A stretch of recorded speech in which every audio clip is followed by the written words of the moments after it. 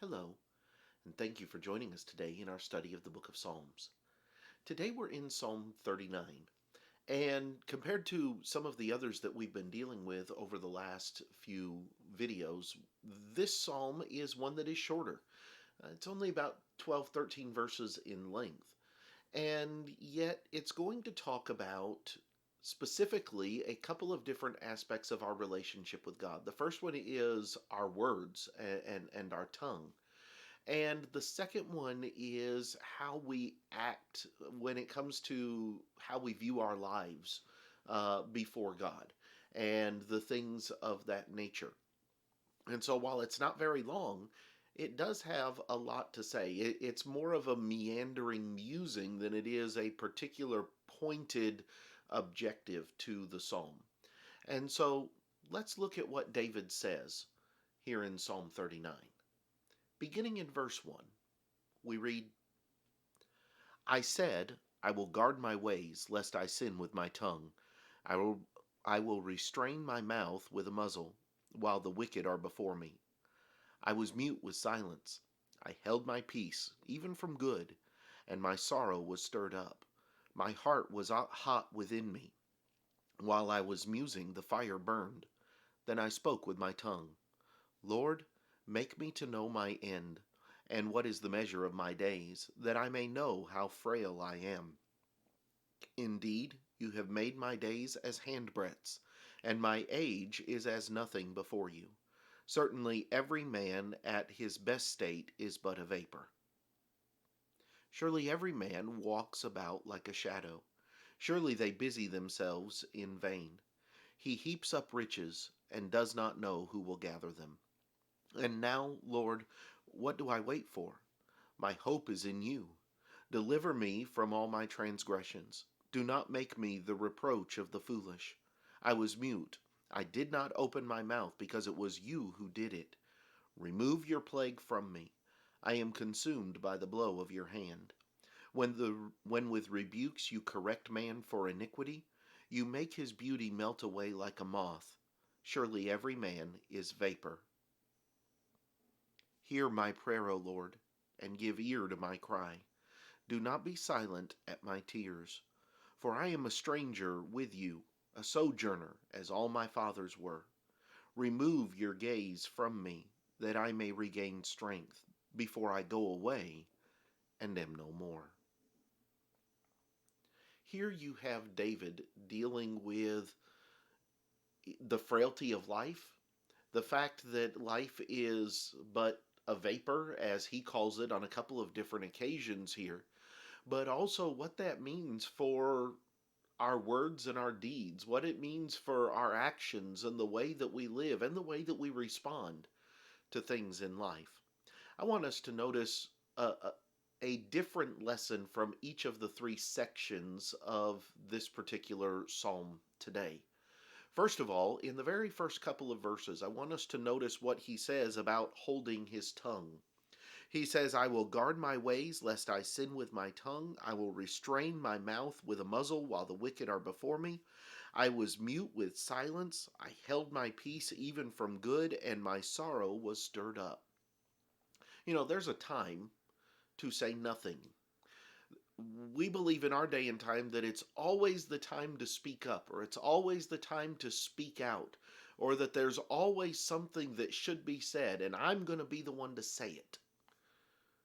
But the reality is, there are times where the best thing that we can do is hold our tongue and not say anything because of the likelihood that we will say something wrong or make matters worse instead of better.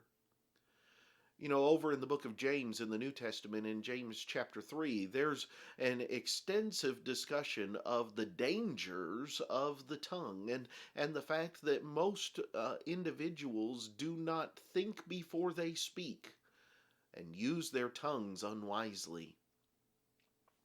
David says, I will guard my ways lest I sin with my tongue. He would go on to talk about his heart was hot within him. He was angry. He was fired up. He was worked up. And while I was musing, the fire burned. But when he spoke to the Lord. And he asked God to help him to remember how frail he is and to help him to remember that every man in his best state is but a vapor. Wisdom requires recognizing that there is a time to hold our tongue. There is a time when the best thing to do is to say nothing at all. Now, sometimes it is necessary to speak. Sometimes it is necessary to open our mouths, to speak the truth, to be able to communicate to others what is going on and how things are happening and why. But there are times when the best thing that we can do is say nothing and just let God take care of it. The second thing I want us to notice comes down in verse 6. Because there, David says, surely every man walks about like a shadow. Surely they busy themselves in vain. He heaps up riches and does not know who will gather them. I want to hone in for just a moment on the word shadow as it's used here, because the term in the Hebrew is actually the term for an idol or an image. And so what David is saying is every man walks around like he's his own idol.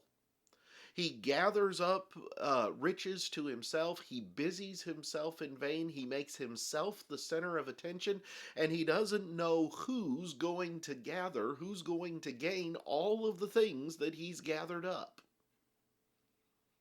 Now we recognize that in our day and time, many times there's wills and there's things like that for passing on inheritances, and even in those days there was. And yet the reality is, Solomon talks about this a great deal in the book of Ecclesiastes, that a man works his whole life to accumulate things and then it goes to somebody else who's not going to appreciate them. David says, surely every man walks about like a shadow, as though he is his own desire, and that he is the only one that matters. And so he says, and now, Lord, why do I wait? For my hope is in you. And he talks about the things that happen with the Lord's judgment, because when we focus on ourselves, we're not focused on God. And then he finishes that section once again with the reminder in verse 11 that when with rebukes you correct man for iniquity, you make his beauty melt away like a moth. Surely every man is vapor. The things that we do, just like the words that we say, are going to have an impact upon where we stand in relationship to God. Are we focusing only on ourselves? Are we focusing only on what it is that we get in this life, or are we focused on Him? And then the final statements in verses 12 and 13, where there David says, hear my prayer, O Lord, give ear to my cry, do not be silent at my tears, for I am a stranger with you, a sojourner, as all my fathers were. The idea here of being a stranger is from the Hebrew word that means to be a foreigner. In other words, in your presence, I'm an outsider. I didn't start here. I don't know things from your perspective. I'm the newcomer. I'm the new guy. David says, please listen to my prayer, O Lord. Give ear to my cry, because I'm a stranger with you. I'm a foreigner. I'm an outsider. And truly, there's a sense in which we all are when it comes to our relationship with God. He has been, He has seen all that is. He knows all that is to come. We do not. We are on the outside trying to look in. We are the foreigner. We are the one who does not see. And yet, so many times, we act as though God is the one on the outside who just doesn't know and doesn't understand, when the reality is it's the other way. These are some of the things that I see in Psalm 39.